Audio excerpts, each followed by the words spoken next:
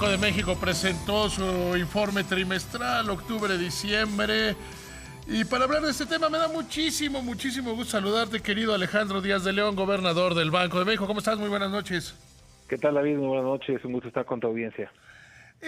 Me gustaría un poco, como es tradición, que resumieras cómo llegan a este informe tú y los demás miembros de la Junta de Gobierno de Banco de México. Sí, con gusto. Es un informe que presentó pues algunos retos en el sentido de que hay una revisión en la estimación de crecimiento a la baja. También respecto al informe trimestral anterior, en la parte de inflación, es una ligera revisión al alza en la inflación general y en la subyacente, sobre todo asociada a el rebote de algunos productos del componente no subyacente y los efectos del IEPS en cigarrillos y bebidas azucaradas. También es un informe que presenta un reto.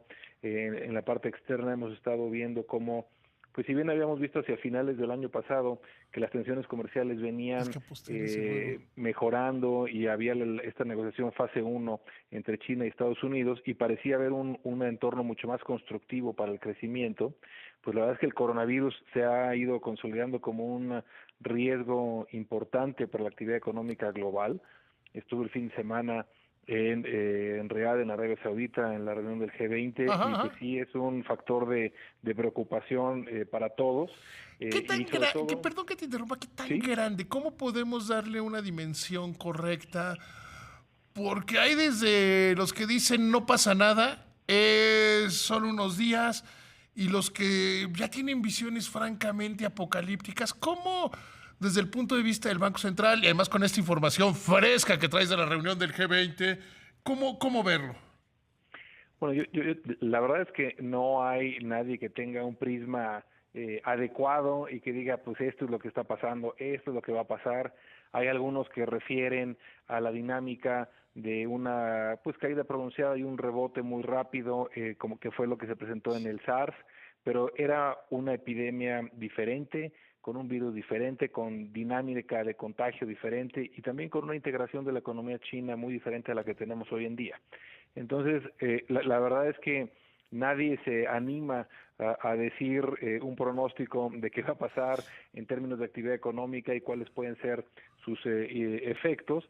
Inclusive si vemos nada más la dispersión que hay en las expectativas de crecimiento para China en el primer trimestre por parte de las corredurías, hay números hay una brecha muy significativa entre esos pronósticos y creo que lo único donde hubo un acuerdo es un elemento serio, es un elemento de preocupación, requiere irlo monitoreando y creo que un poco la consideración importante es qué tanto al migrar hacia la primavera y un entorno de menos frío, donde es más fácil el contagio, a uno de mayor calor, que puede ser menos propenso para la propagación del virus, puede ayudar. Y ahí donde llego que hay mucha incertidumbre y puntos de vista ¿Y qué encontrados. tan rápido va a llegar la ciencia médica a encontrar los medicamentos correctos, digamos, ¿no? Claro, porque en el caso, por ejemplo, de la H1N1, pues cuando se identificó que el Tamiflu pues daba un método y un tratamiento adecuado, pues obviamente cambia mucho el panorama, ¿no? Desde el punto de vista de este riesgo para la economía, ¿cómo lo percibe la Junta de Gobierno y cómo influye en la posición pues, de política monetaria, de actividad económica? Te diré que son dos las dimensiones sobre las cuales puede gravitar. Una es como una desaceleración de la demanda global. De hecho, eso ya lo estamos viendo, inclusive el efecto que eso tiene en los precios de los energéticos, en particular el barril de petróleo. Obviamente China es muy intensivo en la demanda de materias primas, en particular petróleo, hidrocarburos y también algunos metales. Estos ya han resentido esta desaceleración y esta expectativa de menor demanda por parte de China. Entonces, uno es menor demanda y menor crecimiento global. El segundo, bueno, y este que tiene como consecuencia menores precios de los energéticos y menores presiones de inflación. El segundo efecto, y lo estamos viendo sobre todo en los últimos días, habíamos tenido varias semanas de relativa tranquilidad, pero los últimos días han sido muy marcado este movimiento de portafolio hacia activos de resguardo o de menor riesgo, y que ha dado lugar a depreciación en los tipos de cambio de economías emergentes. Este fenómeno pues tiene el efecto contrario de inducir cierta presión en los precios y en la inflación en las economías emergentes. Tendremos que ir evaluando qué efecto va dominando y cuál es el entorno que tendremos de cara a la siguiente decisión de política monetaria. Ahora bien, este entorno de menor crecimiento económico, ¿qué llevó a disminuir de una manera importante y que además, como lo dicen todos los analistas, es como la base, la estimación del crecimiento de la economía? Sí, yo te diría que un elemento clave fue el hecho de que se confirmara que en el cuarto trimestre del año pasado tuviéramos este comportamiento de debilidad, inclusive de ligera contracción en la actividad económica, que inclusive las cifras desestacionalizadas revisadas que presentó el INEGI, pues ya apuntan a varios trimestres en el territorio negativo, si bien de una manera pequeña o con variaciones muy ligeras en territorio negativo. Entonces se confirma esta debilidad, este retraso en la recuperación económica, y justamente la razón de esta revisión del intervalo de pronóstico, que era de 0.8 a 1.8%, a uno de 0.5 y a 1.5% este año, pues atiende a este retraso que hemos visto en la recuperación. Déjame, te llevo a otro tema, que fue un tema que tocaron en la conferencia de prensa. Desde el banco, y además todos los bancos salieron como que estaban esperando alguna bandera o hay alguna coordinación en torno al tema de un día sin nosotras. Desde el Banco de México, ¿cómo se ve ese día? Primero, hacia el interior de la institución, y después, ¿cómo? Creo que habrá que mandar mensajes para los usuarios del sistema financiero, que evidentemente se necesitan las mujeres y que habrá afectaciones en los servicios financieros. De hecho, casi te diría que es deseable que haya afectaciones en los servicios financieros, en la continuidad del servicio, porque eso es lo que se busca con el movimiento, ¿no? Sí, un poco ahí te diría que comentamos que sacamos un comunicado interno, pues básicamente donde expresamos, en primer lugar, pues destacamos la importancia que tiene para nosotros pues el personal del banco, y es literal, como lo comentamos, como el activo más valioso que tiene la institución. En segundo lugar, que identificamos pues estos elementos de empatía con esta causa y con esta situación pues tan adversa, tan inaceptable de violencia que estamos enfrentando, y especialmente con las mujeres.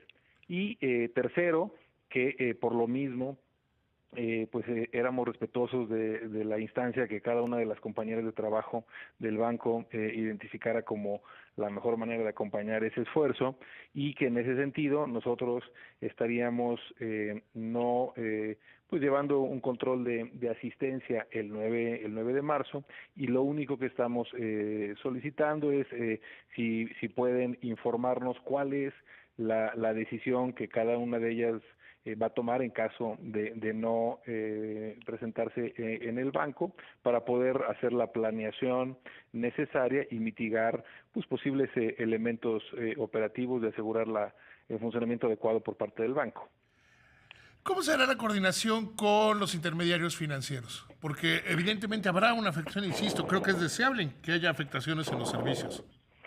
Yo creo que un poco sobre una línea probablemente similar, en la que pues se identifique cuáles son las áreas, las oficinas, las sucursales o los servicios que, dado esta participación en este evento, puedan verse afectados, y hacerlo de conocimiento de los usuarios, y que los usuarios puedan identificar qué servicios sí van a estar disponibles, en qué condiciones, qué sucursales, con qué número de cajas o de elementos. Y creo que eso pues nos hará todos conscientes de este movimiento que pues está tomando cada vez más fuerza. ¿Habrá un plan de contingencia o será operación normal? La idea es que sea operación normal. si bien, y en el caso nuestro, pues la tercera parte de la plantilla laboral del banco la representan mujeres, pues sí tendremos que identificar aquellos procesos que pudieran pues ver afectada su operación para tomar las acciones necesarias. Porque incluso ustedes, la Junta de Gobierno, perdería un miembro por lo menos, ¿no? Sí, le preguntaron a Irene cuál sería su posición y ella comentó con mucha claridad que ella participaría en esta convocatoria y que no se presentaría al banco.